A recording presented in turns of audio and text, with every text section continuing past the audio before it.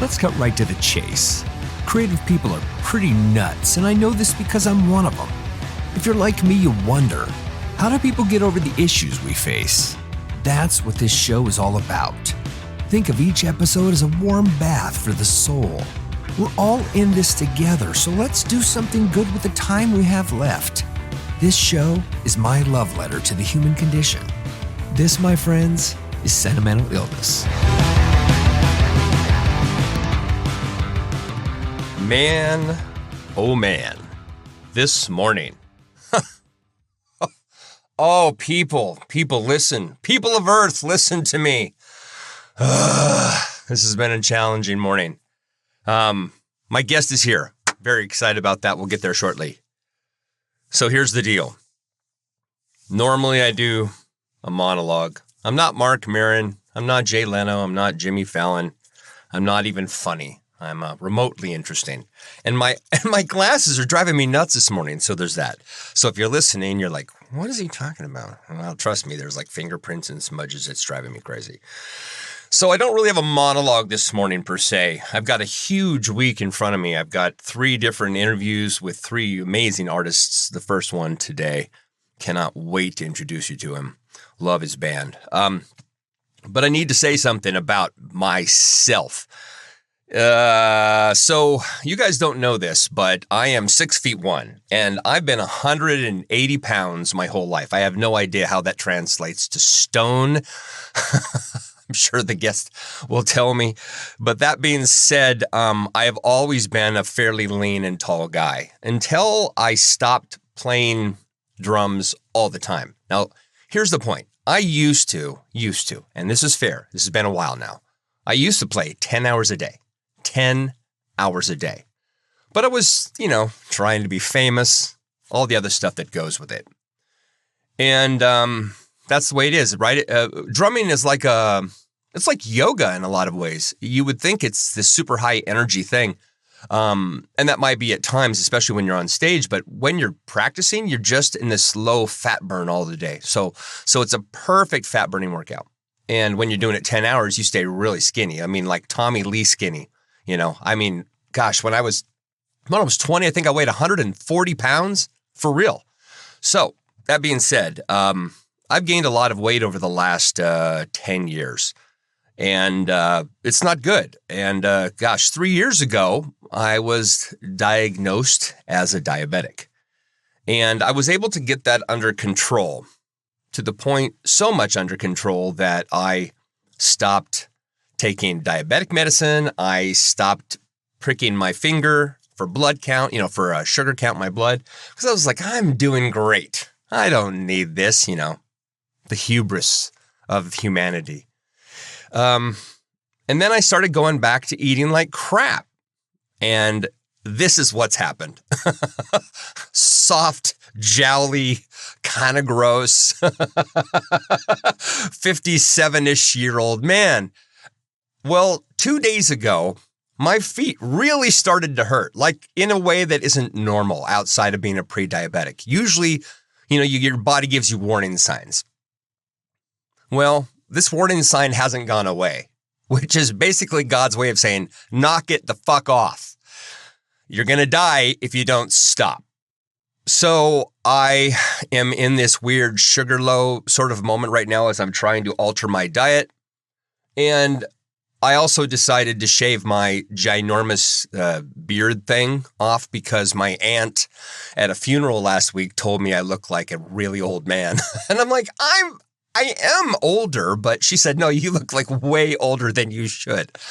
And what she didn't know is I was using it to hide my double chin, you see. So here we are. Then my cat, I spilled kitty litter on the way here, so I'm an idiot. All right. Look, here's the point.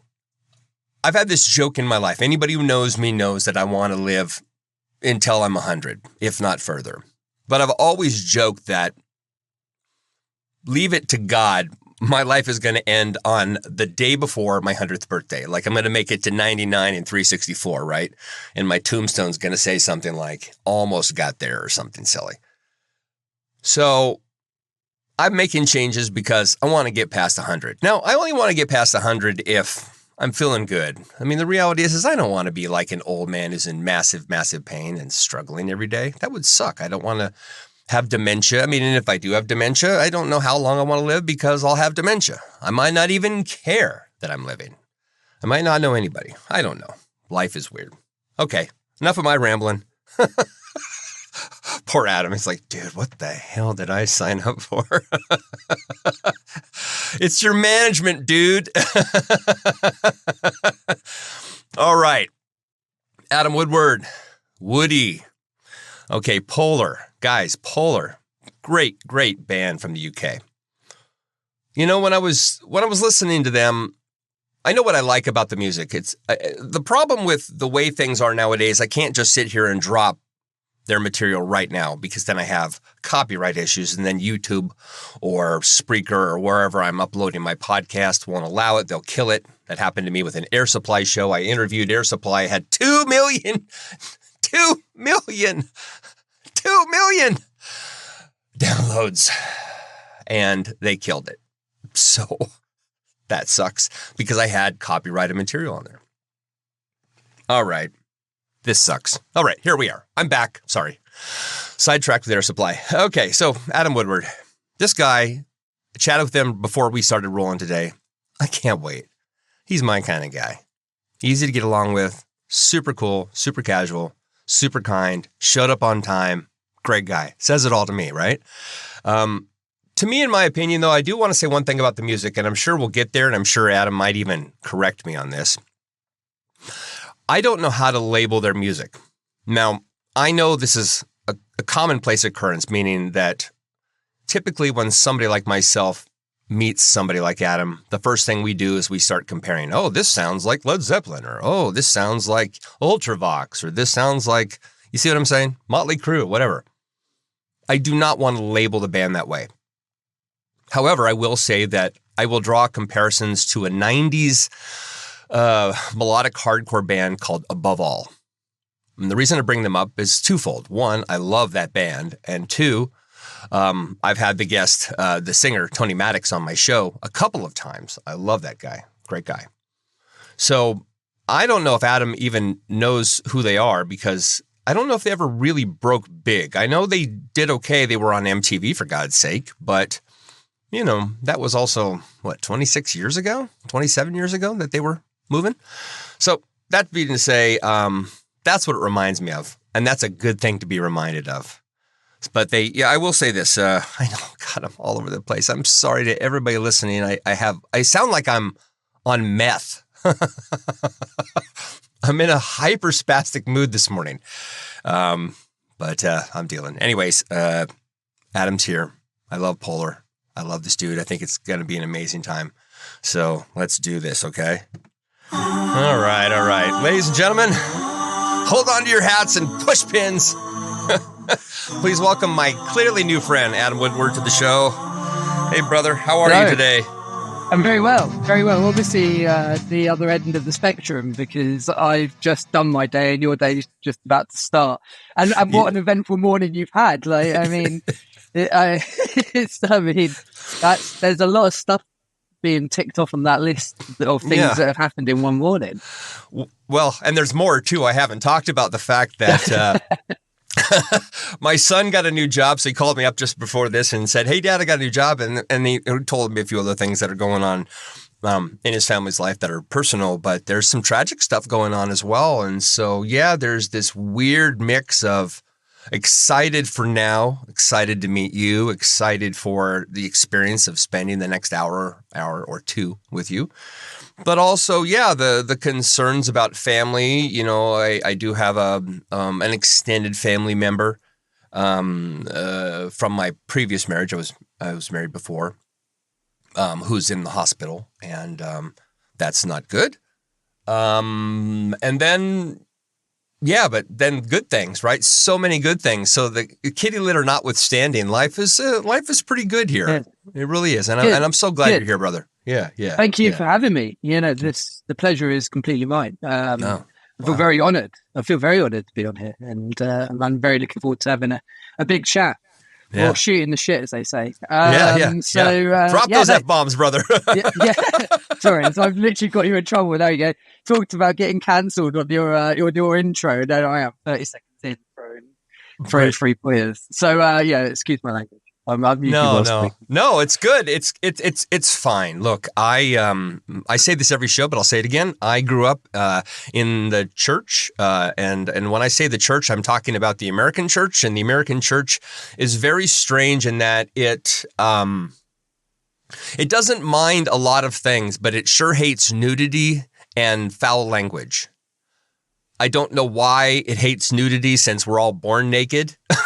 The church really despises nudity in any public way, as though it's evil somehow. And again, I'm being unfair in the sense that I'm sure somebody's listening to it saying that's not that. But my experience has been that if I were to sit down and watch a movie with anybody from my church, this is true.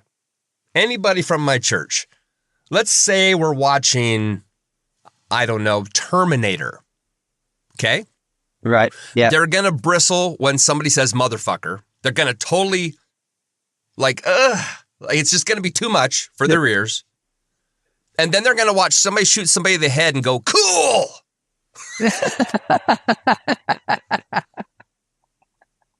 And then if somebody has, and then if you see a breast, like somebody's taking a shower, they'll be like, why? I mean, I'm telling you, that's the church. At least that's the Western church. I don't know if it's like that in the UK. I imagine it is because that's still the Western church. But it seems to me that Europe in general, the EU and the UK, seems to not necessarily be too moved by nudity or swear words, I guess. Like I hear the word cunt a lot. And in America, the word cunt is like, that's the worst word you can ever use. And it's almost like a term of endearment, like a snarky term of endearment. Endearment. Yeah. Like, shut up, you cunts. You know what I mean? I'm like, oh my God. In Australia, that's a greeting. Right. Like, I've talked with quite a few Australian bands, and that is, that's just like saying, hey, what's up? Yeah. Have you ever seen In Bruges, the movie? Yes. Yeah, many So a my time. favorite line from that movie is when he says, yeah, it's you and your fucking cunt kids. And he's like, you don't call my fucking kids cunts. Only I can call them cunts. A great line from a great movie. Obscenities. I guess a lot of people in the UK swear. It's kind of in our vocal dynamic to swear now. Yeah. Like, I don't know why. It's over a long period of time that's normalized. It's hard to sit in, say, a pub without having a conversation, which is 92% obscenity and then about 8%, 7% content. So it's and that's normal. And that is absolutely normal. Yeah, that's nothing is frowned upon. Sometimes people are in awe because there isn't enough swearing, and there is not, too much content. So it's very normalized, which is kind of strange. But I guess by using that kind of language, you got to read the room. It depends who you're with, Well, sure. Yeah. And here's the thing. When I first started this show 8 years ago, the first thing I thought is, okay, I can't, again, partially out of my culture, partially out of my upbringing, in respect to my mother and my father, etc., right? That there were certain things I wasn't going to say or do. And then I remember on I want to say the 5th episode, I interviewed Jonathan Plum, and that was the guy who produced Alice in Chains and Blind Melon and all the big kind name. Of all the big bands, all the big names, right? He has a Grammy, and you know what I mean. He's a great guy. Yeah. And I remember I'm doing this interview, and it occurred to me that it wasn't that I needed to swear. I honestly, I have a pretty foul mouth from my time in the military. I served in the United States Navy for 7 years, and Oh, wow. I admit I developed a taste for, the swear word, but I have always kind of held back. And then I remember doing that interview, and as I wrote the monologue for it, I used to record a monologue prior. I just thought, I'm just going to say out loud, look, guys, I'm sorry, but I feel like I'm not being me. You know what I mean? Yeah. And honestly, to be very fair, I'm not saying I'm trying to push away people from my life, but I'm also not trying to appease everyone by being boring. And to me, cutting my tongue off is probably the worst thing you can do, because right or wrong, the best and worst parts about me is my mouth. It's my biggest strength because I'm kind of fearless with it. It's my worst, it's my worst, worst strength. What is the term? What your worst enemy? Like, yeah. Your own worst enemy. Foot in the mouth all the time, man. Pissing people off, people misunderstanding intent. And my wife had said it to me a number of times. The reason people misunderstand you, Rob, is because nobody tells the truth. And you're just going bleh every day. And they don't know how to handle it. So they think you're being a bad person, that you're being mean-spirited. They can't understand that level of transparency because it sounds aggressive. Yeah. And the truth is not, truth is a bitter pill to swallow. I get my words out. Yeah. And it sounds a bit like A Few Good Men. You can't handle the truth. And who wants to hear the truth? The truth in this day and age, the truth, unfortunately, could unravel a lot of things, which is a hard thing for the human brain to process. Yeah. So, but I believe that you need people that speak the truth. We I think we're all guilty. But it comes with an impact. Yeah. And I guess with that's the same with swearing. It's an impact, isn't it? It's an impact word. Yeah. I mean, normalize where I live, but they are impact. And the truth is, truth can be really quite bitter sometimes, and that's and for some people that's something quite hard to digest. But but you need people in this world to speak the truth, because if we all went away around not telling the truth and not speaking our minds, the world wouldn't have changed.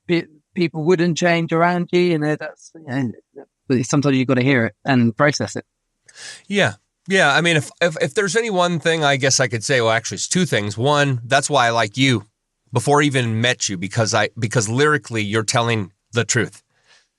But somebody said to me, gosh, I want to say 12, 13 years ago, right around 2010, 2011, I was working with this guy, and I was kind of timid about business, about working with this person. And I found he was so aggressive in his straightforwardness, very almost Donald Trump-like, right? This sort of just blasting people and dealing with the consequences later.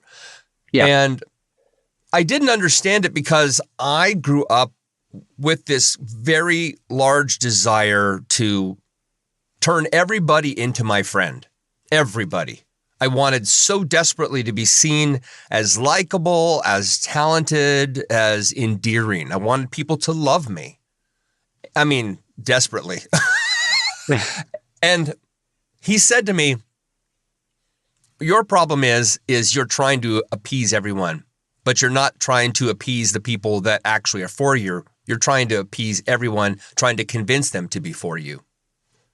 And he said, you have to remember that if you're looking at a guy across the table and you say something that offends him and you're just being, I don't know, straightforward, kind, whatever you want to say, but let's just say that person misunderstands your intent, and then that person leaves and never comes back into your life. You haven't lost a friend. You haven't lost an enemy. You haven't lost a business deal. You haven't lost anything. What you've actually done is you've freed him to go find the right person for his life. And in return, you've also freed yourself to not waste any more time with somebody who doesn't understand or care. And I'm yeah. Holy crap, that's exactly the truth.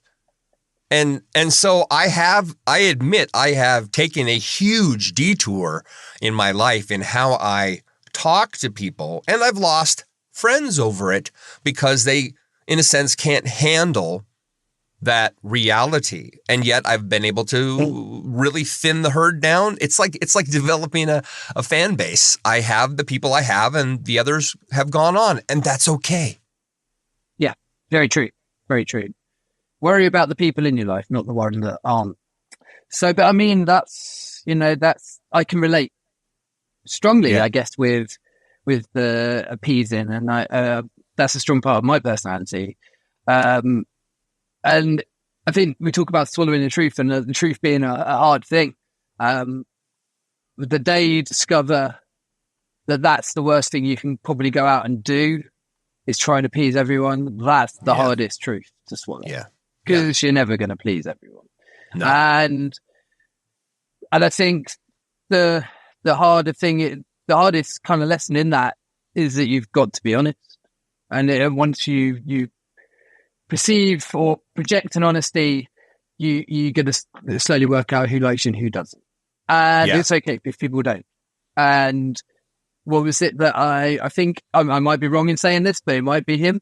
But I think Anthony Hopkins said once that people's opinions of me is none of my business. Nice. And I think that's a very, very true statement. Might not be Anthony Hopkins, so if I've said a complete different actor, it isn't. But the statement itself is very true. Like whatever people think of me, make of me, have opinions, it isn't my business, because that's what they're making their own business out of. And you're never going to please everyone. But the ones you do please, you want to make sure that, you have the best times and you're pleasing them to the highest level you can. So sure. It's that's a very true thing to be said, and it's very, very interesting to hear that perspective, and it's good to relate, and to get to, you get through life, and I look a bit younger than probably I am. In my 40s. So are you serious? Yeah, I'm 41 in September. I don't like.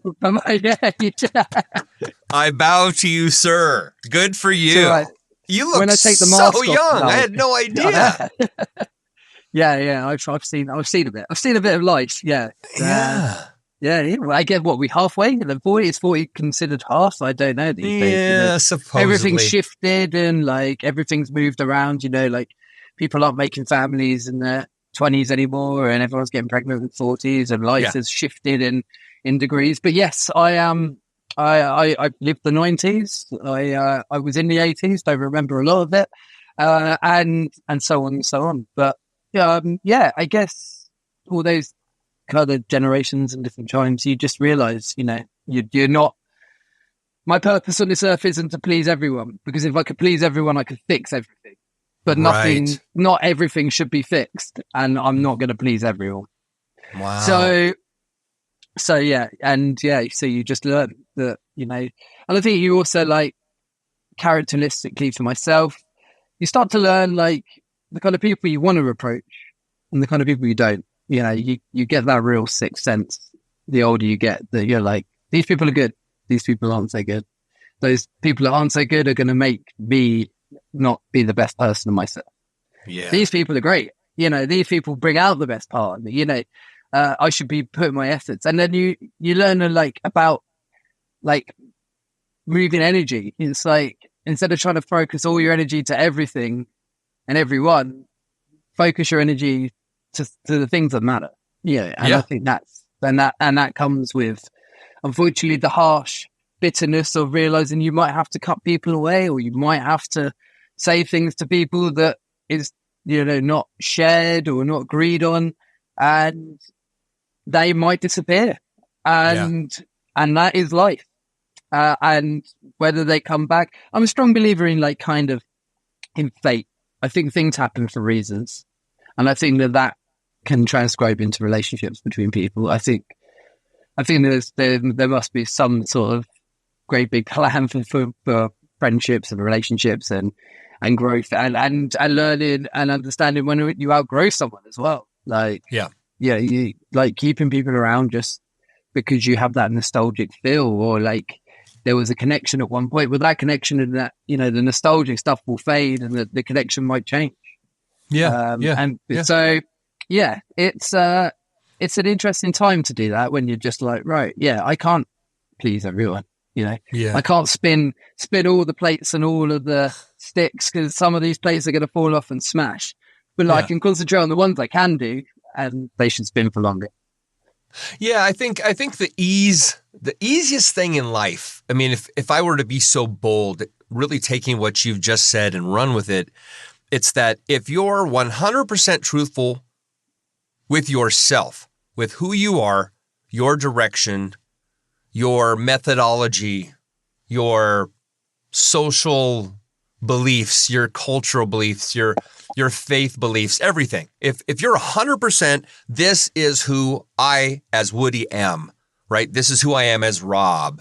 If I say those things to people, if I sit down in a meeting to start a band and I find these incredible musicians, I audition them and they're great musicians. So we fit on that front, but we don't fit on the sociological side, we're screwed. I mean, I know you know this because it's so hard to be in a band with one person, let alone 3 or 4, because you're, in a sense, you're married, but you don't get the benefits of being married. You're only sharing the pain of developing a band, developing an act, developing a show, developing a brand. And the payoff is a maybe down the road. It's a maybe. Yeah. And so you better be aligned or you're screwed. Oh, I've been through a lot of that in the last 3 years. 3 years? Yeah. I'd say the 3 year bracket. 3 years? I don't know. Life just kind of moves, doesn't it? You're like, next year, there's a birthday cake with an extra candle on it. You're like, oh, well, that's come around quick. So, you have to align everything. Polar's been going 15 years. Yeah. I literally, as I described it the other day on another podcast, I feel like one of the soldiers that survived at the beginning of Saving Private Ryan and actually made it to the beach and is still clawing through the sand. But the people behind me haven't survived for one reason or other. They are alive. I'm not saying they're dead, but but the relationships have unfortunately died.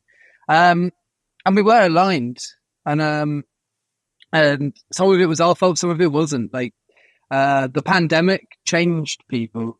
Yeah, and for sure. I think people didn't want that change, and that change was very forceful.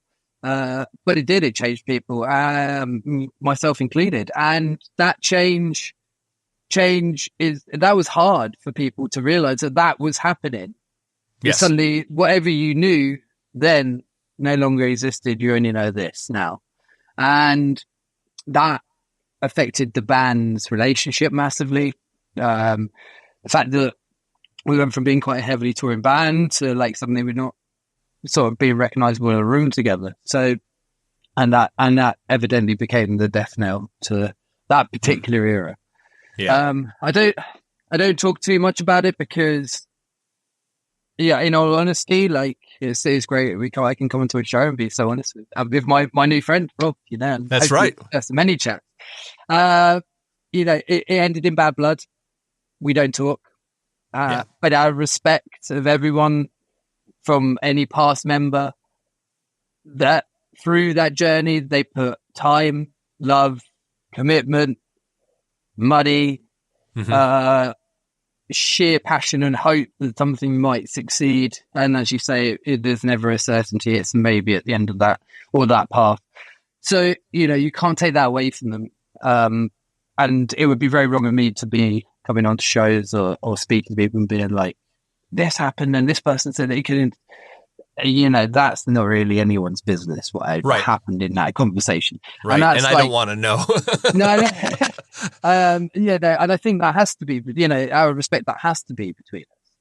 But what it did do is it made me realize, to relate back to the conversation we were just having about like pushing your energy in the right places, not pleasing everyone, is I realized I couldn't please these people anymore, but I could go out and I could find new people, not only to push forward and celebrate a passion for being in a band together, but to build new friendships. And that was a real big thing for me. Like, I'm at that age and you read all the statistics, you get to 40 and you've only got 2 friends, and you get to 45 and only got, and you can start to feel that. And you're like, actually, like, some of this stuff feels kind of real. But I had a second chance to kind of be like, cool, I can go out and meet new people. I can start to, build some really lifelong and memories, some really lifelong friendships.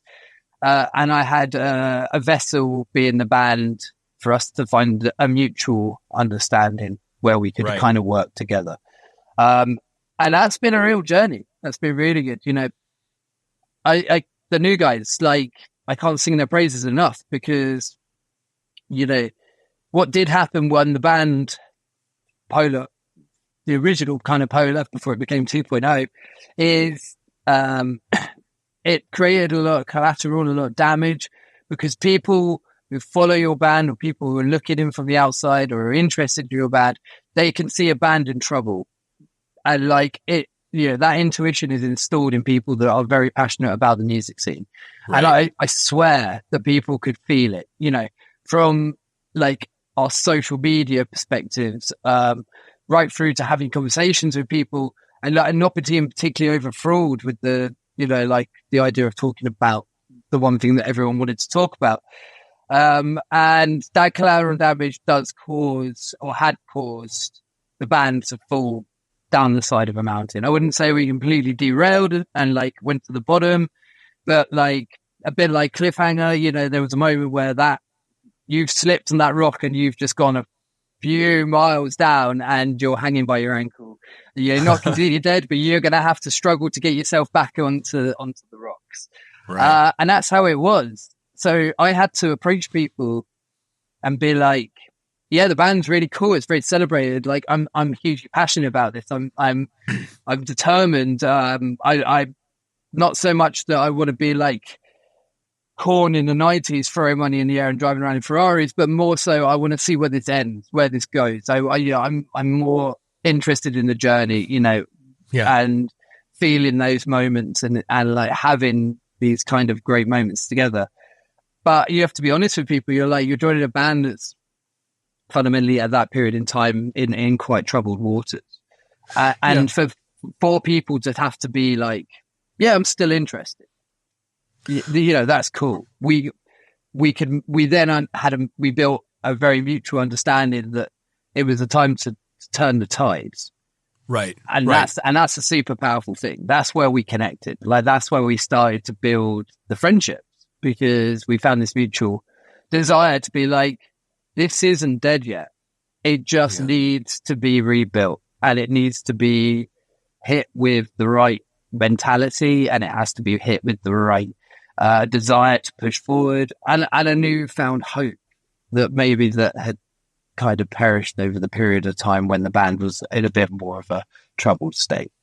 And that determination has basically led us to become very good friends, but it also led us to understand each other a bit more, So social relationships are always very, they're very hard. And the guys who are with me now, and they will be with me until whatever doors close, but I hope that doesn't happen. But, like, they're still personalities, they're still people, they still have their own personal lives.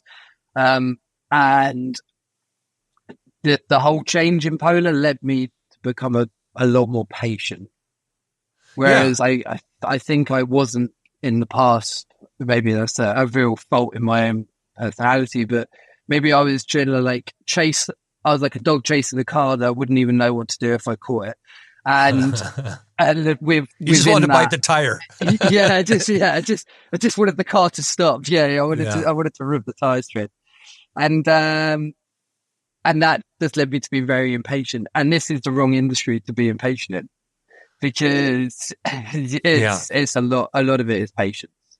And I just had to relearn to become patient and, to when the current hits, that I'm now surrounded by very good people that I treasure, and it doesn't feel so choppy in the boat when those waves hit it nowadays. Whereas before, that could have really sunk the boat. So yeah, it's been a real learning curve within learning about human connection and human relationships, and because we had to build something from nothing to where it is now, I've learned new things. I've seen, like, people have shown me good in humanity again, opposed to a point in time, maybe like 2 years ago, where I didn't feel, or I was looking at humanity through glasses that was not particularly giving me the best image back. So yeah, I'm a true supporter in focusing energy and appeasing the people that matter,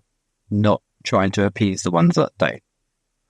Yeah, I mean, it's fantastic. I will admit that when I found out I was going to be chatting with you, I already knew about the band through management and whatnot, and of course I had heard it, and I loved what I heard. And I also sensed that there was a level of anger and maybe even aggression. And I don't mean aggression in the sense of musical aggression. I mean aggression in the sense of, I need you to listen to me. That there was I've got something to say here, and if you don't hear what I'm going to say, I'm going to shout it. I'm going to shout it down your throat. It was very, very aggressive musically and lyrically. And I remember thinking, like, okay, so I'm going to set this interview up with this guy, and I think I'm going to like him.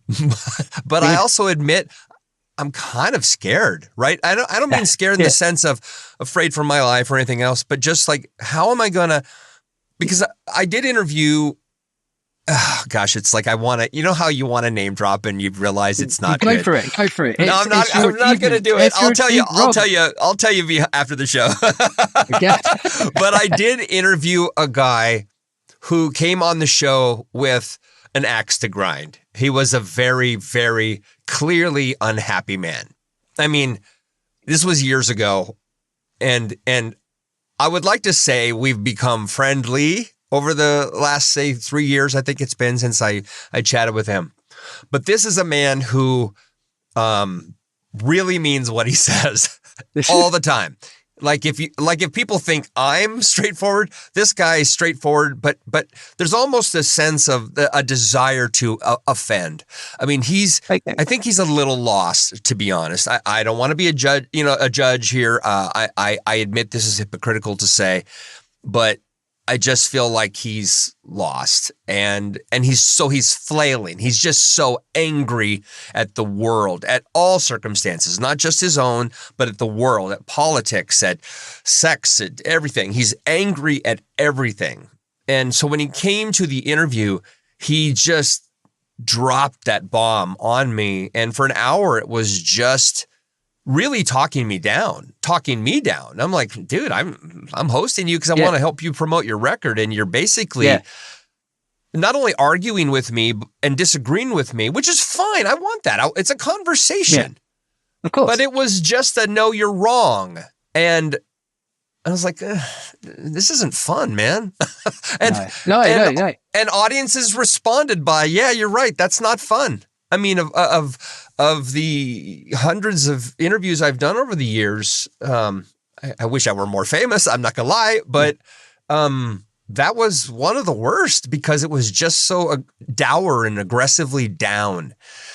And so I admit I was a little bit concerned because I I sensed it in the music, man. You know what I mean? Like I was like, oh, this is like that guy.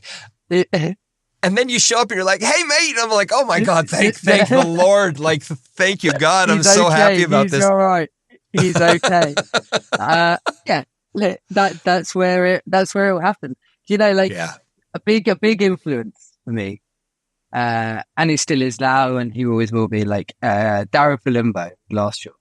And I talk about him in every interview. Like, interview I do, he comes into context at some point. Cool. And it's like, that guy, that first album, I was at college, that album came out, I was full of hormones, I was angst-ridden, And that record spoke to me, like musically and like vocally. Like that guy was so angry. Like it's like you just want to hug the guy. Like he is so angry. Save him. You could feel.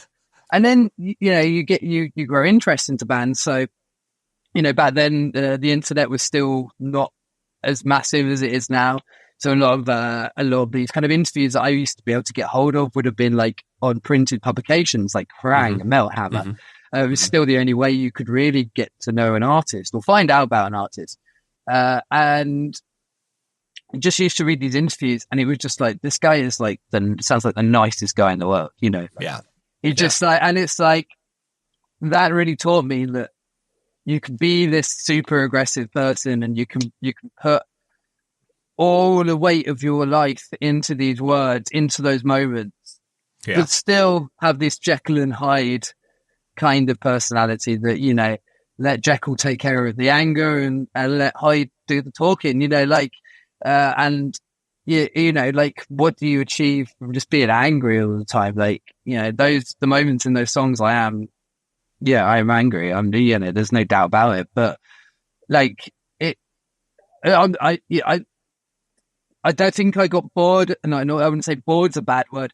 I think I ran out of energy of being angry at the world, because the world is not changing for the better, and that's only going to make you angry. And I don't think this world needs more angry people. Correct.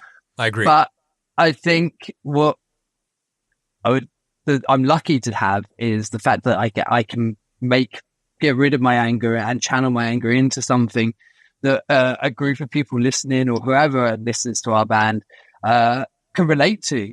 And like, I hope that can inspire people, because if you can channel anger into something that can be a positive, then everybody wins. Yeah, that's what makes metal so great. Yeah, everybody wins.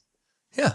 And I think that's like how some of the sadness in this world is the fact that some of these angry people could be so talented in a creative outlet, but they're just not willing. They're too angry, they're too blinkered in their anger to see on the outside that you can channel anger into art, like into paint. You can channel anger into music. You can channel anger into chess. It doesn't need to be portrayed at all times. Just you need to people. I think it would be good for people to understand that anger can be used in a different form that can be perceived as beautiful, or as art, or as a positive to themselves.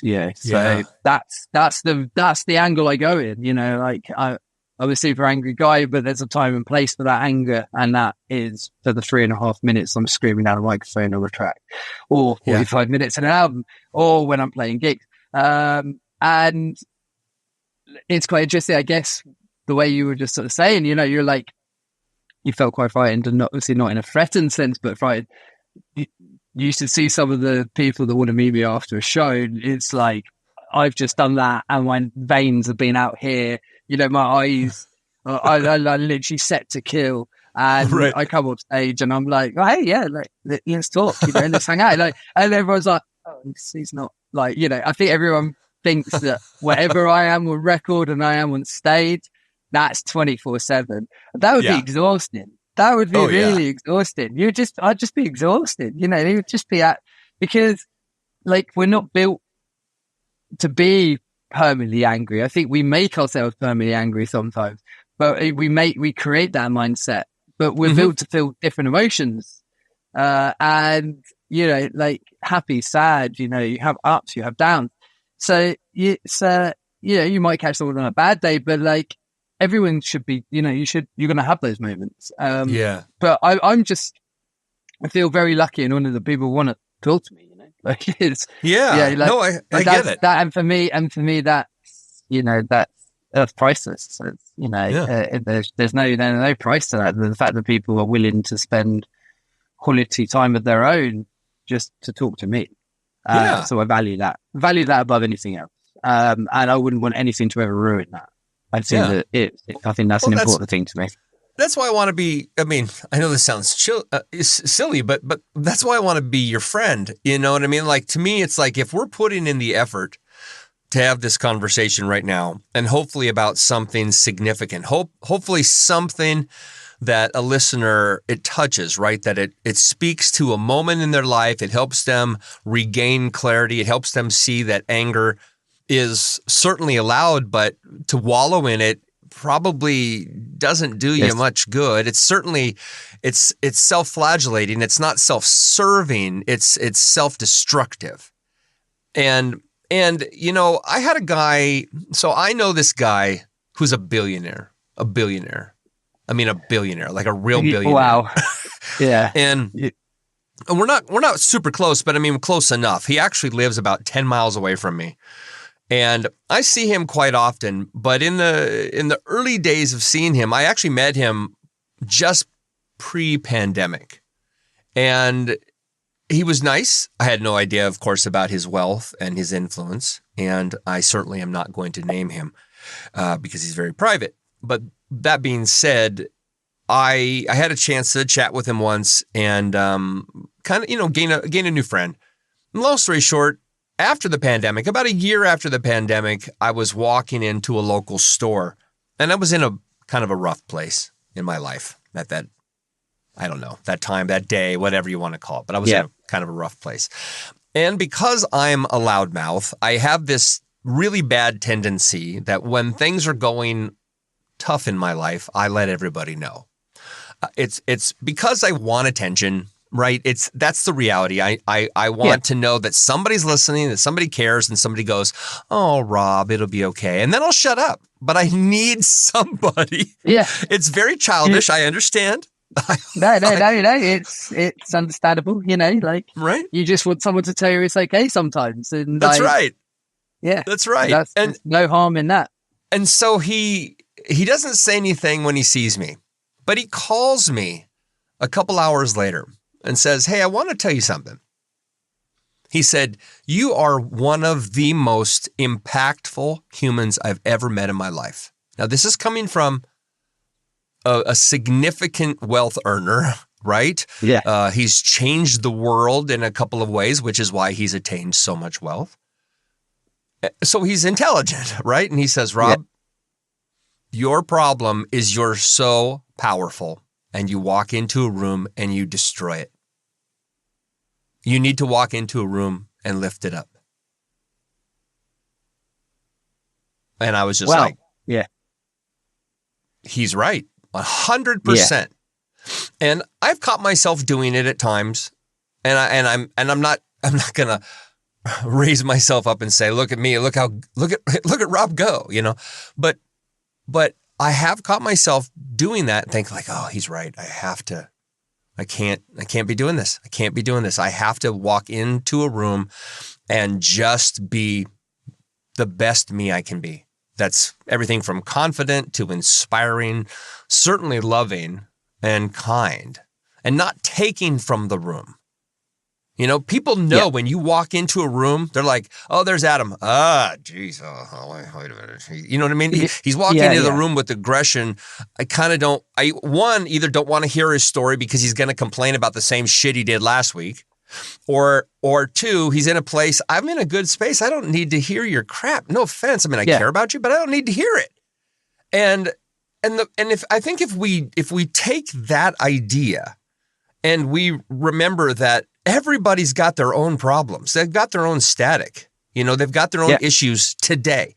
They don't need to shoulder your burden. They didn't ask to carry your burden. They're not Jesus. They didn't say, "Give me your, give me your backpack. You can have my light one. I'll take your shit one." No, they just they didn't ask you to come in and punch them in the face once and then say, "Look how bad my day is." You know what I mean? They did not ask for that. And I think that's the key, is remembering that just shh, it'll be okay. Yeah, it'll be okay. It will be. It will be. It's hard. I think. Yeah, I think some people are scared to discover what they are, to look deep inside themselves. I think people are scared to change. Yeah, I think I've had to do a lot of learning over the last few years, and you just learn a lot about yourself. And I think that's that's where I think a lot of people maybe go so wrong, is because they're too scared to look inside. It's not always pretty, you know. It's the mentality and what you do to change those particular like traits about yourself, or like try and make yourself a better person. Like I feel like maybe so the UK is obviously having some problems at the moment, and maybe I think, you know, you see some of these problems is that some people just aren't willing to change. And that's right. You know, they're not willing to see that there's something more to their personality or what they can give to a group of people, that they just kind of get stuck in a mindset, and that's the only way they're going to go with it. And I think that's, you know, I think it's good to have that self-evaluation sometimes, because if you can't take stock of yourself, why should anyone else? You know, you know, so true. So true. Yeah, it is. Yeah, like it all starts here. You know, like if you can't do it, you make it's not down to your friend or like wives, girlfriends, family to be like, well, I'll take that weight off you and I'll deal with that for you. Because what do you learn from that? You don't learn it. If you haven't taken anything away from that, it hasn't made your like personality stronger. It hasn't made you a better person. It hasn't made you realize in a situation that if you go certain ways into it, that's not going to get you the result, or it's not going to make the situation better, that you might need to do it this way because you know that you've done that way and you've burnt your fingers. So I think self-evaluation is an incredibly important thing. However hard it can be, you know, I think there's some great things in the world nowadays that help people. You know, therapy, I think, is a real blessing, and I think that's an incredible thing. And I think more people should use that in any way they can, because like I guess I'm lucky because I get to go on podcasts with amazing people like yourself, and I get to talk about myself, and I get to talk about situations, and these moments are very therapeutic. Yeah, you know, they are for me too, buddy. They are for me. And that therapy is, you know, some people don't have this ability to be able to have these incredible conversations and meet new people and put their hearts on their sleeve. So I fully endorse therapy. I think people should go. And whatever that digs up, you know, like it's there. You've got to deal with it. You know, so like whoever I used to hide, I lost my dad when I was young. I was 18. I'm sorry to hear that. Oh, thank you. And it was it happened at a very influential point in my life. So I was 17, just about to turn 18. As you probably are fully aware, that the UK is quite renowned for its drinking. So I didn't deal with it. I didn't deal with it until I was, I think, 26, 27, and then it all came out. And you hide stuff away, but the things I'd hidden away made me to become a different person. It affected my personality because I wasn't willing to talk about it. I wasn't willing to express myself. And when I did and finally got to those periods in my life where I could go to therapy and I could talk about it, and I could start to try and take this big jigsaw puzzle, which felt like there was a million pieces and didn't fit, and work out that they actually do fit. And you just need to sometimes move the piece around a bit more. That was kind of the beginning of like self-evaluation. Like, right, these things I'm doing, they're not pleasing people. Like, they're not making new friendships. They're not strengthening old friendships. And they're not making me look very good. I used to drink myself to death. I used to take a lot of substances because it was easier to black stuff out. Yeah. But by doing that blacking out, that was created a personality that wasn't really me.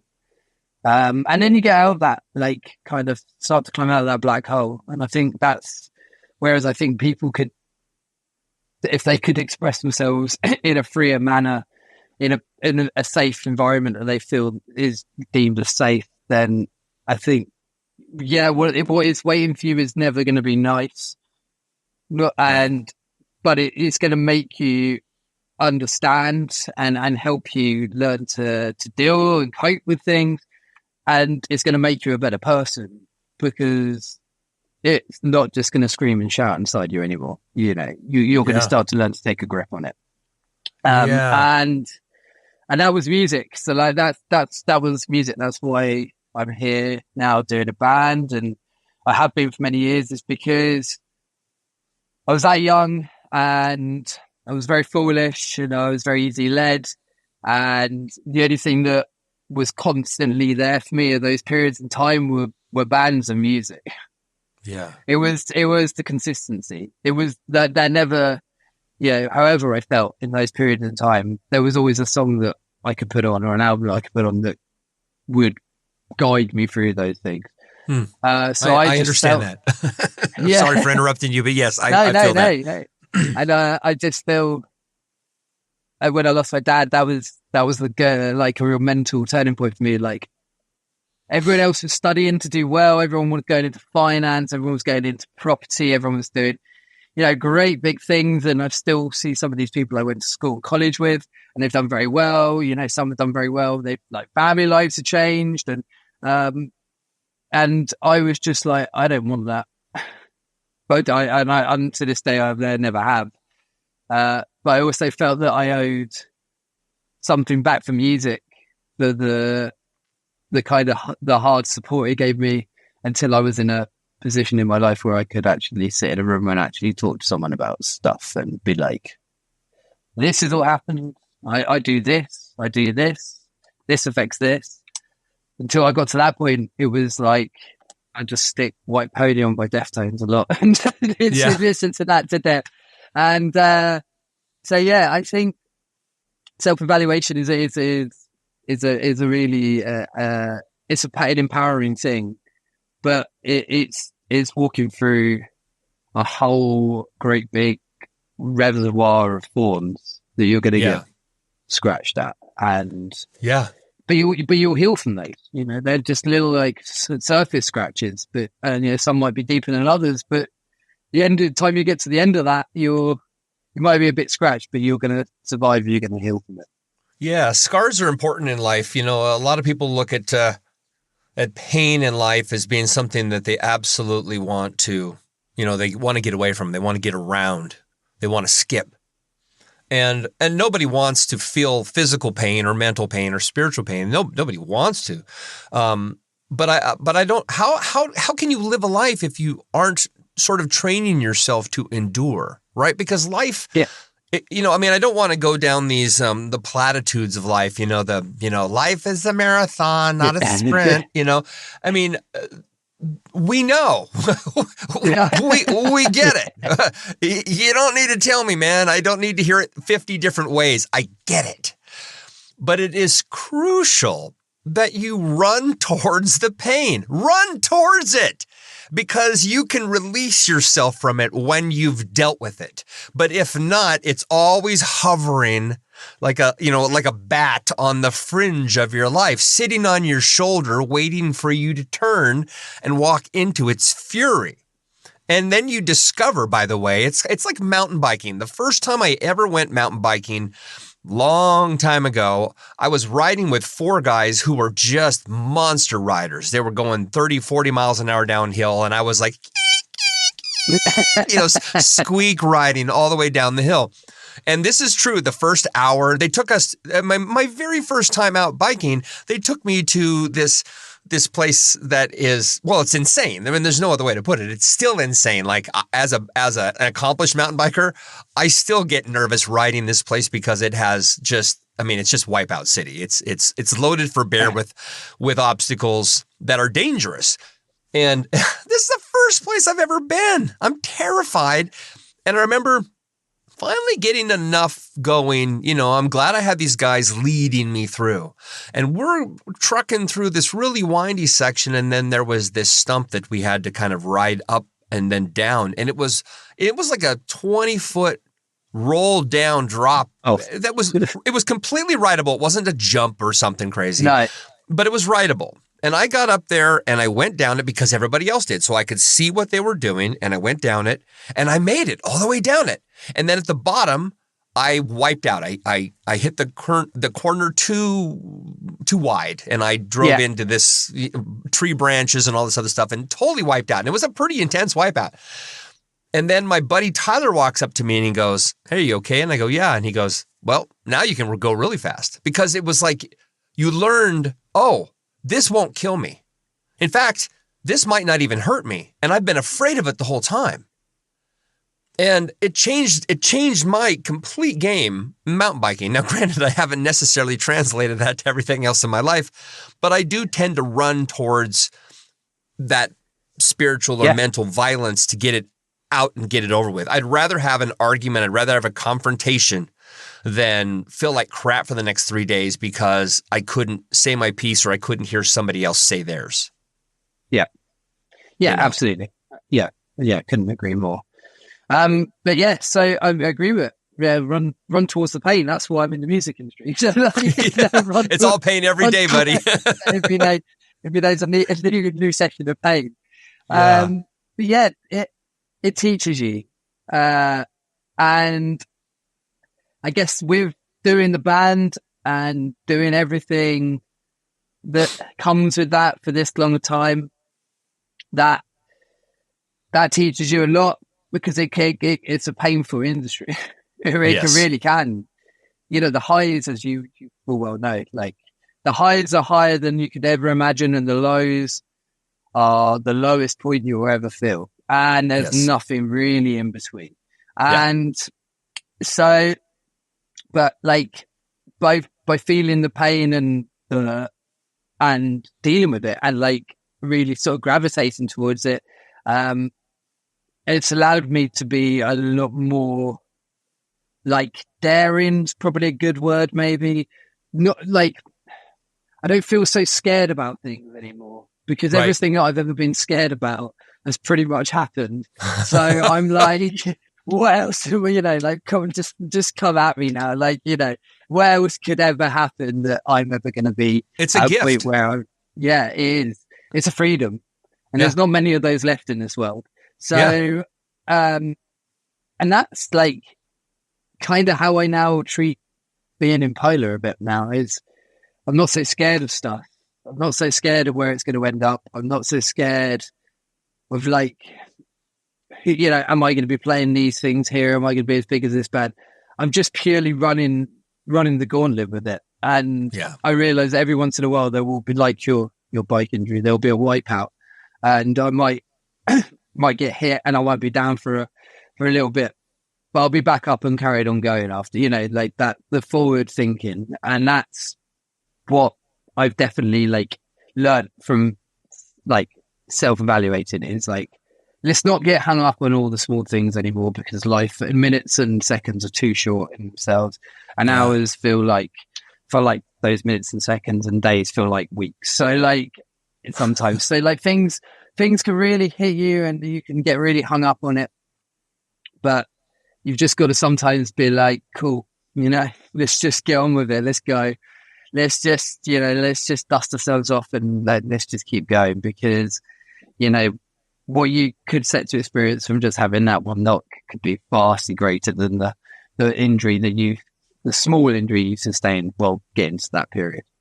So yeah, it's just, it's one of these things, you know, like I think I've learned to deal with pain a lot more. I understand that that's in my like infrastructure. I understand that that's like in my bones. Right. I understand that I'm going to have to deal with that more and more in life. So instead of just like shutting myself off, and what I used to do was just drink myself into the point where I'd just sleep. And like, it's like, cool, let it hit me and then work out the best way you're going to try and deal with that in a positive manner. Yeah. Because if you can't deal with it in a positive manner, then it's just going to get a whole lot worse. Yeah. It's just kind of more and more stuff's going to happen. Yeah. You got to find your way through. Yeah. Yeah. You become really, the neutrons become imbalanced inside us. Like the soul, the core is going to be in this constant frenzy. And you're just never going to achieve anything. You're never going to learn a lesson. You're never going to be like, I know for next time that when that happens, this is the way to deal with it, or that is not the way to deal with it. Yeah. So, and I think it's good for the soul. Pain. Yeah. I think it's so important to, I mean, the thing that stinks about getting older, and you're experiencing it as you're, now you're in your 40s, and I'm going to be 58 next month. Dude, I was going to say 21, man. I was going to say 21, not a day over. Yeah. It's a crazy, crazy thing, but there's a reason old people say the same thing, because I'm now doing it. I'm now looking at the younger generation and saying, oh man, like if you did it this way, it'd be so much better. Or like when I grew up, this is what we did. That silly thing that we don't see the adaptation. We don't see the evolution of life because we're so busy being nostalgic, and looking back at the way we did things. But there is one strength, there is one strength that you have as an elder person is that it's not that you're smarter, but you are wiser because you've experienced so many things. It's just the reality. Wisdom comes from time. It comes from experience. It comes from getting your balls knocked 50 different times. It's about surviving life and looking back and saying, okay, this is what I did to weather that storm. I wish I knew how to do that when I was 21, as an example. But it is interesting that when you know these things, you know how to sort of enable that now. You know how to walk through a challenging situation with what information you've gathered over the years. But if you try to tell it to a young person, it isn't that it is never received, but it is rarely received because they haven't had the negative experience to understand what you're saying. They literally can't connect the dots because they don't know what it was like to walk through that. So you can give your child or your best friend or whomever a piece of advice, and it's well-founded, it's understood, it's the right thing to say, but they can't receive it. They can't. It's literally another language for them. And so I think the easiest part, the hardest part is looking and saying, oh, I know how to fix this. The easiest part is saying, release it, man. Let them have that life experience. They have to walk through it. And besides, it's your life. You do your life. You do you. Yeah. And it'll be okay. Yeah. And because nobody owes you anything and you don't owe them anything. And I think that's kind of the most important part, is to remember that, there's a biblical reference, this idea of hypocrisy, right? You're criticizing that guy's behavior when you're doing it over here. You know what I mean? And when you get older, it's just a different set of behaviors, but you're always learning. And until you die, you're never going to stop learning, man. And you're never, and you get, right. And you're going to wish you could have done it then, but it's too late. Yeah. And that's every one of us. That's why, I know we're off on a tangent here, but that's why wars keep coming, because the generation that went through it, that saw it and experienced it and realized the awfulness of it, the futility of it, they died. And so this generation that's left is like, well, we'll never do that again. And then we go into it. We do the same thing again. We can't help ourselves because every 3 generations, the one generation that experienced it and could firsthand give you knowledge and tell you the stories dies off. Now there's nobody to tell you why you shouldn't go to war. Yeah. We're screwed, man. People are dumb. Yeah. We just can't help ourselves. We're just idiots. All of us. Some of us maybe more than others, but we're idiots. We are. I know exactly what you mean. And I guess being in a band's been the education of that. It's like, no one tells you how to do this. No one tells you how to do this. There's no help manual. There isn't get 3 years in, you go and see the guru and he tells you everything you need to know. Nobody can prepare you for this. No one can help you in those situations. We have some really fantastic people around us, our management's incredible. James is, I can't shout his name high enough. No, he's amazing. Amazing guy. Yeah. He is, he is part of the reason I'm still here doing this. But we're all learning. We're all every day is an education. And that's the beauty of I guess the new Polar is Yeah. the guys inside the band like are understanding that everything we're doing, everything we're going through, however much I've done it in the past with other people, we're doing this together right now, and things are going to go right, things are going to go wrong. But as long as we grow and understand those together, we're always going to come out winning. We're always going to come out fighting from it. And it took me a long time to probably find those people. And that's why I wrap them in cotton wool and I treat them like gold, because not only have I found people that I can do this with and who are understanding the band, but they're good people. They're people that understand that not every day everything's going to go right. They understand the idea that growth as people and growth and understanding and like trying to find the positives in like mistakes, so you can try and spin a negative into a positive. Those kind of people don't come around very often. No. And they've been incredibly impactful for me, because I'd just been like, I'd been swimming in the same circles for a long time, and maybe they weren't the right circles. Maybe that I wasn't with the right people that were going to bring the right part of me out. And I just wish, there were more people could experience this kind of feeling of understanding yourself, allowing people into your life that can only breathe a new positive mentality into you that's only going to make you a better person. Yeah. And if there were more better people in this world, I think we would have less of the bigger issues that are going on. Well, sure, but we are taught, and not just, like I could say from a cultural standpoint that, different groups of people are taught certain things, and this is how you behave when you talk. As an example, my wife is Japanese.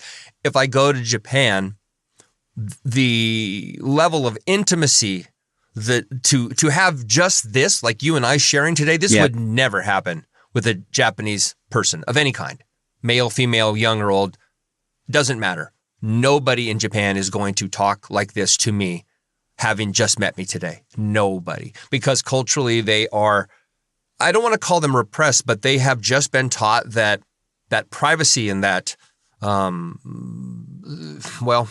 privacy, everything is just meant to be kept to yourself.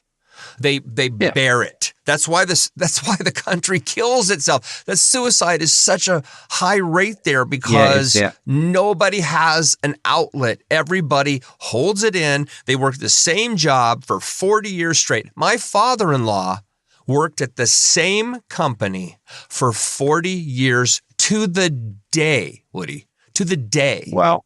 The day. Never took a sick day, worked 6 days a week for 40 years straight. Expected, by the way. Expected. Yeah. And we have this insane thing. I've seen things, newspaper articles that say the hardest working nation in the world is America. Or I'm like, are you freaking kidding? Look at us. We're like in the scene from WALL-E. We're just fat people sitting in a recliner staring at a phone all day. The Japanese people are ass kicking all the time. So we need each other, man. Yeah, I think it is.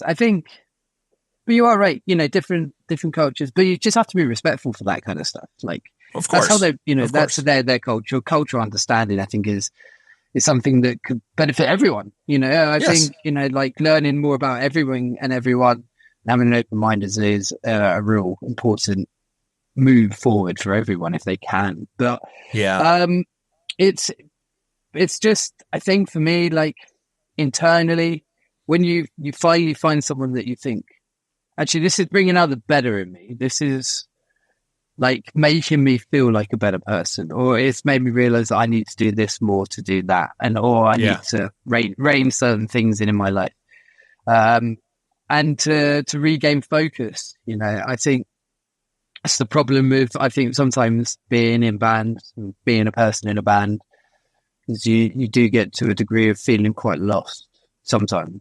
Like you're just like, you find moments where you're like, what, why am I doing this? what's my goal? Like, what am I trying to achieve? And then other days I wake up and be like, that's what I'm going for. I'm going to achieve that, and that's how I'm going to do it. So like, and I think as well, like, when you see like, and I see friends that work in industries that, where you know, like you were saying with the 40-year service, well, it doesn't happen so much in the UK anymore. Like it used to be like you would go to your job probably in your early 20s and you were there until 60 something, and you know, you do your gold, silver service, and you know, you work your way up the ladder. People are very, people move around now. People aren't so complacent in their jobs, but when you see friends in jobs and they're like, they create a family, and like, because those are the people they spend the most of their life with, you know, they're the people that they speak to with all their problems. And I wanted to like make Polar like that, and it wasn't like that for a long time. So it was like creating that family sequence. Well, inside that, you kind of have those circles of trust. Then you just start to learn that you can trust people, and like I'd lost the feeling of what it felt like to trust people again. And that, you know, and to be able to talk freely, and to feel like what, you know, like I didn't need to bite my tongue completely. But I'm a strong believer, you know, like God knows whatever is said about me. Sometimes on the internet, I see like, or, you know, and I wouldn't say that all of my past friendships are all in perfect states, because they're not. But like, you know, like there's no point going around bad mouthing, because what's I going to achieve? You know, like absolutely. But just try and find the right people to make a positive change, and that's happened, which is, you know, it's rare. Like, and to be honest, with these guys as well, like they are all the first people I approach. You know, for talk about like throwing the darts all at the bullseye, because I only asked literally those 4 guys, and that's who I got. So, and that gets back to the feeling of fate, and like believing that some things happen for a reason, and that you should take all the positives away from that. You should take every ounce of positivity for the fact that has worked. That's connected. That's, you've made those connections, and they've all been positive connections. And I feel very lucky in that sense, because that doesn't happen to everyone. You know, and that's just quite a valuable thing to me right now. It's just like, but then it's taught me how to appreciate people a bit more again. I think I lost that in the pandemic, and I think, being honest with myself, I think it was like, I just lost compassion for people, and it's really sad when that happens. Yeah, when you lose compassion for people, like, we are a species that are built to communicate and socialize, and I became a species that wanted to do the complete opposite. And you know, there's a lot to be said in mental health within that, but I just felt maybe that I was making the wrong connections. I was with the wrong people. I was trying to find something in myself, and they weren't the right people that were trying to bring that out. And you come through those situations, and it makes you a damn sight a lot stronger, because it makes you compassionate again. It makes you understand, like, love. It makes you understand that, you know, like, this situation happened to me with a band, and like, there's situations that are going to happen to me in different aspects of my life, and these were the cures. These were the results. And so it's been a real, like, I guess maybe when you get into this age as well, you do start to question everything, don't you? Like, and this is the kind of like, this is you're halfway through the book, and you're like, how the hell is this going to end? And like, but you know, because of humanity, you know. I mean, you know how it's all going to end, right? Yeah. I mean, it doesn't end pretty, and that's not a negative. I guess what I'm trying to say is that this is all of us. We're all experiencing what you're sharing. We're just experiencing our own version of it. And yours might be brash or loud or intense because you're you're in a position as a band person, as a whatever you want to call it, front person, leader, whatever. Yeah. You're in a position to be very bold and outspoken with your thoughts and your feelings, and people have to receive it. They're either forced to receive it or they're forced to move away because what you're saying is so potent and strong. Does that make sense, Woody? Yeah, it does. Yeah. But no matter what, everybody's walking through something. I mean, the guy that you think has got it all handled, he's just quiet about it. He's dealing with his own thing. I've met more musicians over the last 5-6 years who have basically said, they come on the show and they say thank you as though they hadn't already earned it. Does that make sense? That as though they were imposters, that they don't deserve to be on a stage, that they don't deserve to be heard, that even after selling, 500,000, 1 million records, they still feel like the little kid who grew up in Saskatchewan, Canada, who didn't deserve to be here or got lucky, and feel like they've been faking it their entire career. We're all desperate for connection, and we almost never get it because everybody is so busy being desperate for connection. They're looking for connection rather than giving it first. Yeah, true. Very true. Very true. Yeah, the connections connections are so important. I hid away from a lot of it for a long time. I think that was just a result of being where the music industry, my life, and a pandemic threw me. It just made me very like I switched off all the nerves. I didn't really feel. Yeah, I was just kind of existing, and I started to rely maybe mentally into taking my praise from the fact that I was in a band. That was the thing. It was just like, oh, someone said something cool about me. Like someone said something good. Like someone said something cool about the music. And that's when I think I really kind of understood that, like, I was using music for the wrong reasons. Whereas I needed to, instead of try and draw this kind of praise and like, wanting to, just to get that feel good hit from the fact that someone said good, is that I had to make music that was challenging and like lyrically and vocally abrasive, and yes. I wrote a record with the band prior to the one that's just about to come out, and that felt very impostered. Like we tried something different. We mellowed a lot in certain areas, which we consciously decided to do, but I just didn't feel like me. I felt like I was trying to impersonate the singer that Polar needed for that particular record. Gotcha. And that left me in a weird headspace because I'm like, I love all your children, as they say. And like, I love the record, and, it's a marker in my period of life, and it happened over a period of time, which was insane for all of humanity. But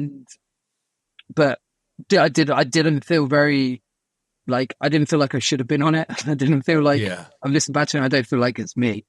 So, what we decided with the new band was to basically write and record, music that Polar had never really done before.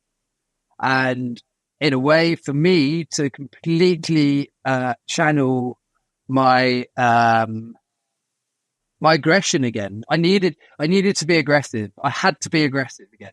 Like I felt like I'd lost something. Yeah, you softened maybe. Yeah, and that Polar was about to die on a hill, which wasn't the right hill. I know. Don't get me wrong. I believe no that flag. This band. No, I believe this band will die on a hill at some point. That's only natural. But this was not the hill that I saw myself dying on. And that scared me. I was like, man, is this how it ends? Or with this, a record where I felt like I was an imposter on, I didn't know how to feel about it. I didn't feel any, there was just such a cluster of emotions with that. And then once the smoke cleared from that and everything regrouped with different people, I was like, I need to be aggressive. There's something in my soul that is pushing me to be aggressive, and it understands that there's a lot of this in me, and it's really built up. And the best way for me to channel that is through music. And I wasn't doing that. And maybe that caused me to become more angry internally because I wasn't doing what I needed to make that release happen. And I almost feel like the new record is quite selfish in a manner, is because I did musically, the guys did a fantastic job putting it together. We did all work together on this record. But for me, I was just like, this is my therapy. I get to do therapy here for an hour and I get to let it all out. And I haven't been able to do that on a previous record. And it's now built up and built up. And I truly believe this record will go far and will do well. But at the same time, that could have quite happily never come out, and I would have got the same effect from it because I just needed it. Right. I had hindered part of my personality, and in that hindrance, I had caused myself to probably become a lot more like stressed, on edge, like anxiety and like paranoia, and all this stuff was coming through me. And it was because it wasn't being channeled into what I had grown or have grown over 15 years to understand, is that I have the best outlet. It's like a musical punching bag. Yeah, you have to let yourself out completely, 100%. Yeah, 100%. And I luckily can punch that musical punching bag to death. And if I do it, I'm a better person for it. And I don't know why, and I can't understand it in the sense that you put it into words, but knowing that I've done that and I can hear back what I've done and I get the ability to perform it, it's like I've released all of that negativity into something positive, and I've built something incredible out of that. And if I don't do it in the right way and musically, or how I'm pushing it, that has a negative effect. So it's like I had to understand what I was doing musically and align that with my personality, and be like, if I put these two things together, it makes me a better person. Yeah. A better person to be around. Yeah. No, I mean, dude, so, you and I, we could talk forever. I could tell this because we have one question and then we just chat for 45 minutes. We don't ever really have another question. We just talk. This is good.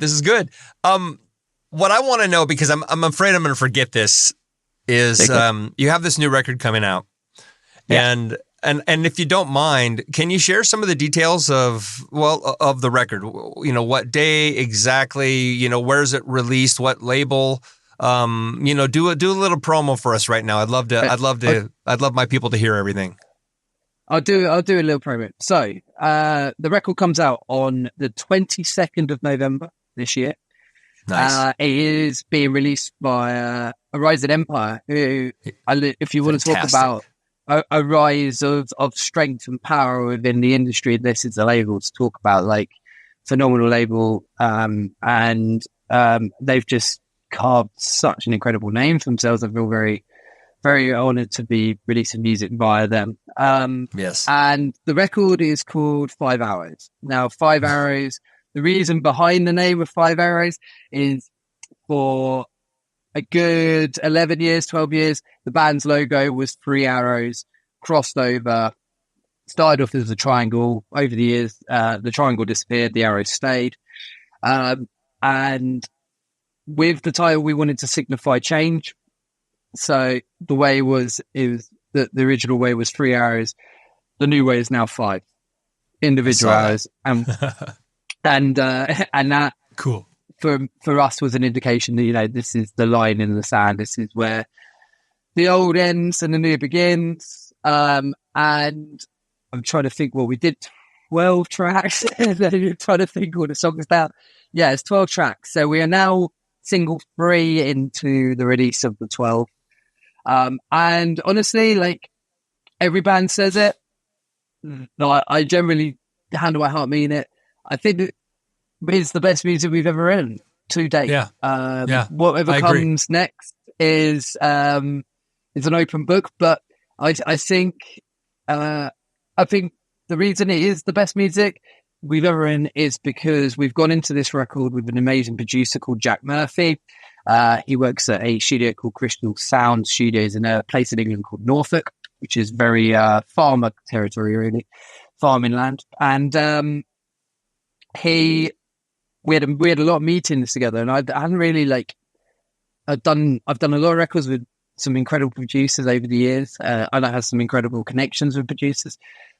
But Jack wanted to know us. Like, he wanted to understand us as people, as what our musical influences were, and we spent a lot of time before even writing any music, just learning about each other.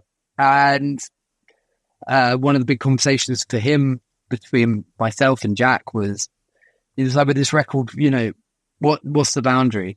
You know, where can we go? You know, Polar have previously written probably 4 records or 3 records, which have been a steady and constant evolution of the one before itself. Where are we keeping the boundaries? Are you, you know, let's take this back to the point we were making earlier.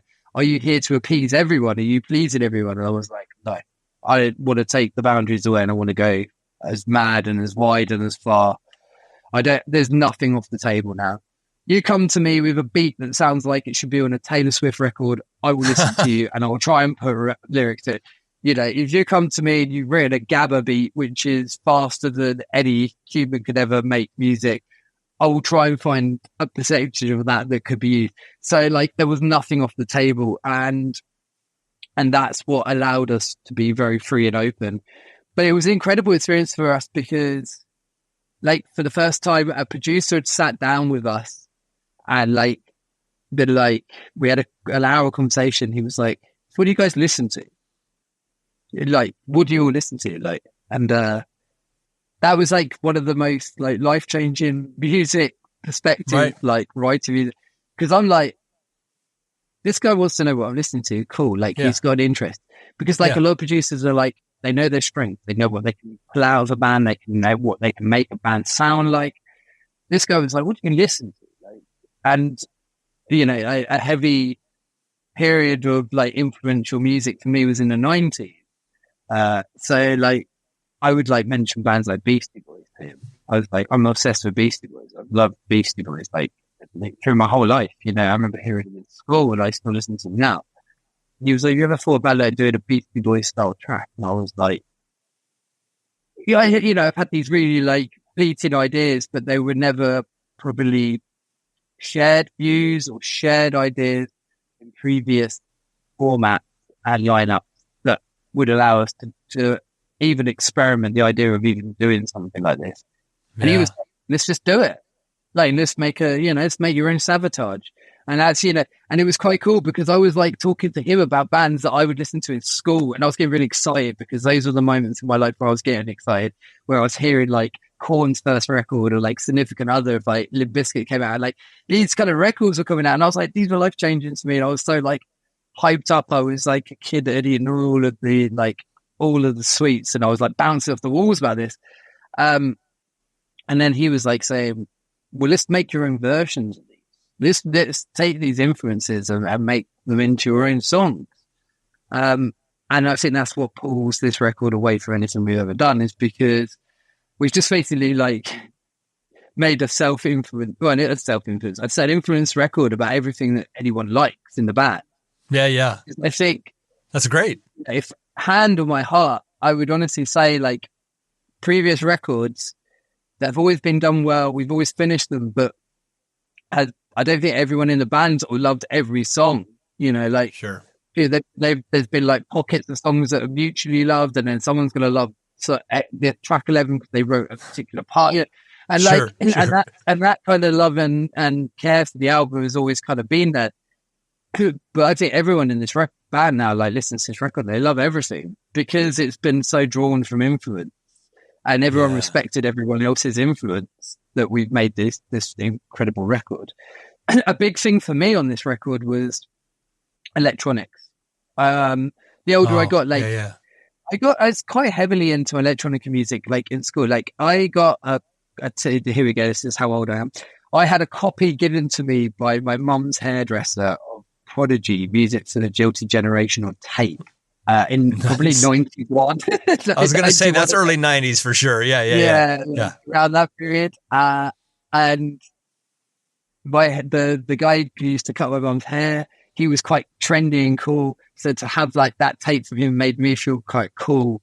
And I didn't really understand what I was listening to at that period in time, but it was like kind of a real big thing for me because I was like kind of forcing myself to listen to this because I was like, oh, this is cool music given to me by a cool guy. I've got to listen to this. So, I've got to be on board.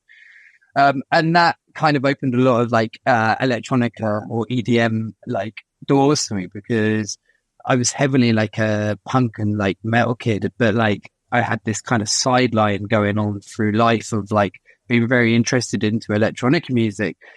Bands like Massive Attack and Portishead and like Aphex Twin and like this and it was like you would go to like a party or you would hang out with a friend and the conversation would be like guilty pleasures. And most people would say Michael Bolton. Well, my guilty pleasures were like, like Aphex Twin and like very abstract, Squarepush and very abstract electronic music. So I got to the point where we were in Polar and like the canvas was completely blank and the boundaries had been taken away. And I put a real big push forward of being like, I really want to work within electronica and samples. I really want to put that in. And I'm really hungry for it. And I think that's going to add a new texture and dynamic to Polar that's never been there. And how it's perceived and how it's greeted and however people's opinions are in it, I respect them, but to a degree I don't really care because I got to like fully experiment with something that had been with me since an early age. And I was finally at a position where I could actually put that into our music. Yeah. And congrats. Yeah, like, thanks. Thank you very much. And I was very lucky to be in a situation with a producer that kind of understood what I was trying to say. And I was very lucky to be surrounded by a group of musicians that were very open-minded and were willing to try and push and share these kind of like ideas and new additions to the sound, really. Yeah. But like every song's got something different. It's very I'd like to say it's like a volatile record. It's like turbulent. You never know where you stand with it. The plane's gonna eventually land, but while you're up there, it's dropping up and down and it's taking you anywhere you want to go. But eventually, it will land. The landing gear might be broken off the front end, but that's fine. We'll slide in. we will eventually touch land, but all the time you're in the air, you're going to be dropped around and thrown aroundwards. So, I love it. I almost feel like that's what this record does. I'm really happy, like that with the singles we put out. There was like every song was a bit of a single contender. Like there was no song that we were like, oh, that's definitely not a single. Like maybe like 2 or 3 tracks where they were a bit more like they felt more album tracks for the structures that they had. But like everything else was like single stuff. But we collectively, the band Polar had been in a way like we're going back to it now, appeasing people. Like we were writing like albums and there was always kind of a bit of a left field to the record. Like there was always like the black sheep in the record. And for years we would just be like, we should put that out first. We should be putting that out first. It never ever ended that way. Always been like, we'll go with this song because it's safe. We know people are on board. You get the praise you want. It won't cause any conflict. It's not challenging, but people want it. People will like it. What I found with that is what people were doing is like, I truly value everyone's support for the band, but they were probably turning up to all like any kind of social media platform or like YouTube or Instagram being like, the song's cool. I like it. It's cool. and then probably never coming back to us with an idea, or we weren't sitting in their heads. So they would go away, they would listen to the track, it would end up in a playlist. And it was just, everything was kind of moving at a very, like, a trajectory where it wasn't never really, like, challenging. It wasn't going up and down. So I was like, this record, we're going to challenge people. Yeah. I want to take Black Sheep, and I want to give the Black Sheep the lead. Yeah, I want to put him out first. So we went with a song called We Won't Sleep, which is the very heavily influenced kind of Beastie Boys, Limp Bizkit style track, which is fundamentally for me like it's quite new territory. It's a bit of rapping in there, and consciously put it out because I knew it was going to cause conflict. I knew it was going to challenge people. I knew I was about to piss a lot of people off, and I felt happy about it. Brilliant. That's what you do. Let's piss off everybody and see, because after everyone stopped being angry at you that you've done this, they'll start listening to it and be like, actually, it's quite cool. Yeah. They'll start to value it. Like, but I knew I had to be in a point where I had to piss people off. Yeah. And there's a real sense of feeling of being quite empowered when you realize you're pissing people off. Oh, sure. And I guess what the other thing is, like, everyone that joined Polar, like, understands the values, understands the history, fully love and respects the fan base that's there, fully embraces everything about the band. And, but at the same token, we were never going to write the next continuation of the band's history, because that needed a line drawing in it, because it's another band's history, technically. Although they're willing to take on the values of Polar and fully, like, embrace that, they still needed to make it their own. And I wanted to make it their own. I was determined to make it their own, but I think it's been a hard thing for people to really kind of understand and gauge, is that this is a new band of people, with new ideas. They're going to write different music. You're not going to get part 4 of the free album trilogy, and also, like, as a band, I don't think it's going to get us anything more. Like, I felt that has done what it's done, and it's got us into a great position, and I'm thankful for every record, but it was just as far as that road could take us, and we needed to become a challenging band. And you are. I mean, you are, man. I mean, sorry for interrupting you, but you are. I know this. Yeah, it's important. Yeah, Yeah, and this record is very challenging. Yeah, it is really challenging, because there's stuff on there, and I'm like, what are people going to make of this? And I'm like, well, we'll find out. Not long. November's just around the corner. But, like, that used to scare the hell out of me. Be like, shit, what if people don't like this? What have I done? What if no one likes this song? What if they don't like the record? Yeah. I don't have that with this. I don't know I do know why. Like, and I feel artistically a lot more free, and I think there's a freedom about it. But if people don't like it, people don't like it. That's their opinion. I know, like I said earlier, their opinion of my band and me and everything else is none of my business. I respect that. Fully. But it's quite, it's quite mad to, for a long time we were like, kind of, as I was saying earlier, like, people were just like jumping in and being like, love the song, love this, love that. All of a sudden, I've seen the other side of the coin, and I'm like, wow, you've been waiting 15 years to say this. Like literally, has it taken this music to really be like, this is what you honestly believe in my band? Cool, I respect it, but man, it's taken you like 5 albums and 15 years to actually come out with the truth. And better late than never. That's it. It's really, I think it's just like, for us, we've just basically tried to take the old school 90s and early 2000 hardcore stuff and like merge that and put it together with a fresh EDM sound. Yes. When we were talking about it, I remember just being around being like, this is either going to go really well or really badly. yes. And I'll tell you what, man, that's why I brought up Above All in the beginning. I don't know if you know that band. That's a UK. I'm going to do some.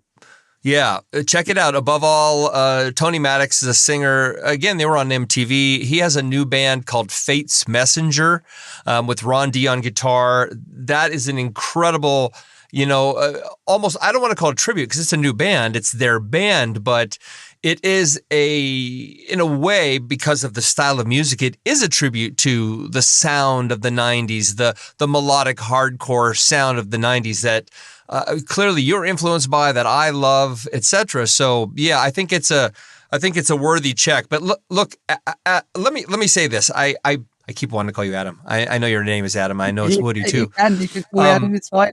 No, it's. I just think you're important, and I want to make sure I say that. I also need to let you go. It's at the end of my available time, but I would like to have you back, and I think you have a lot to say. I think you're very special, and I mean that. I mean, I feel like I heard so much from your soul today, and I think you've been waiting to share that for a really long time. Yeah, very much so. And it's always about finding the right person to do it with. So, and I can't thank you enough, Oh, to build an incredibly safe space where you can freely talk it's very hard to find. It's a diamond in the rough, and you may be very welcome. And I would love to come back. We can do another 2 hours, and I can tell you more an antidote of my life. And probably been another year around the clock. There's been another candle on the cake, and what's going to happen is we're going to do a second show. I'm going to put part 2. A whole bunch of people are going to show up and watch it live, and then the whole time they're going to be like, "Oh, I just wish he'd shut up." And like enough of the soul, Woody. So thank you. It's an incredibly rewarding and therapeutic thing for me to make a new friend in yourself and to be able to talk freely and like talk about things as well, like that directly link to the band, but are also quite personal. And I think that's an important thing. So thank you. It's all my pleasure. Oh, well, you're welcome. And next time we'll do a full-on counseling session. It'll be fantastic. You're going to invoice me afterwards. I'm going to go in the email like, you've received a new invoice for counseling session. That's right. Hey, maybe that's the future of this show. Maybe this show is just a lead into like getting clients. Yeah. All right, brother. Look, I got to let you go. Much love. I'm proud of you. Yes. I'm happy for you. The new record, what I've heard of it is fantastic. Thanks so much to your manager. I love that guy. He's fantastic. Yeah. I want nothing but the best for you. And I am so honored that I can call you a friend. Forever. We're now forever entwined.